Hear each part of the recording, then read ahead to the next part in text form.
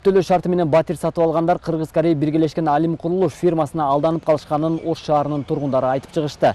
Нааразы тарап батир акысын төлөп бүткөндөрүнө карабай аталган курулуш компания ошол эле батирди банкка күрөөгө коюп, андан арыда башкаларга сатып жиберген дешет.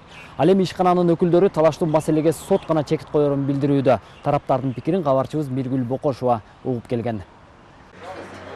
Урмат Эргешев 2014-жылы Ошордо турак жай комплексинен 3 бөлмөлүү батир алган. Ал турак жайга төлөнүүчү сумманы Кыргыз-Кореялык Алим курулуш биргелешкен фирмасынын казынасына төлөп бүткөнү менен 2 жылдан бери батиринин документин ала албай убара. Банка залогко да коюлганды бизге айтпай туруп, уже сиздерге 3 күн, 4 күн же 1 айдын арасында регистрация кылабыз деп кепилдик берип туруп, мына азыр силер менен неме кылган переводчиги, Онсонгпил деген директору бар эле, главный бухгалтеры бар эле, ушулар ушундай убаданы берип туруп бизден акчаны алышкан толук.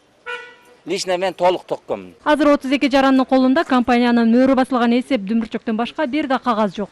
Батир алуучулар мамлекеттик каттоо кызматына да, нотариуска да кайрылбай, акчасын компаниянын жетекчилерине кармата берген. Жок, азыр залогдо турат. Банк любой момент мына судебный аресттер снимать кылса, банк алат. Анда силер көчөдө каласыз. Анда биз көчөдө калабыз. Биз эми ачыгын айтканда кимге барып арызданышты билбей калдык азыр. Жарандардын тынчсызданууларына негиз жок экенин ишкананын башкы эсепчиси Батына Маматова билдирет. Маматованын ошол эле учурда ишканада 48% үлүшү да бар. Банк алгылайт, силер ким айтып атат, силер аны айтыптыр, буну айтыптыр деген сөз болбош керек да, бул жерде де конкретно ушул иштеп аткан адамдардын өзүнүн документациясы бар. Көчөдө калышпайт. Ишкана ушул жерде турат, регистрация Кыргызстанда болгон. Ал кетип калса, андан башка калгандарыбыз турбайбызбы?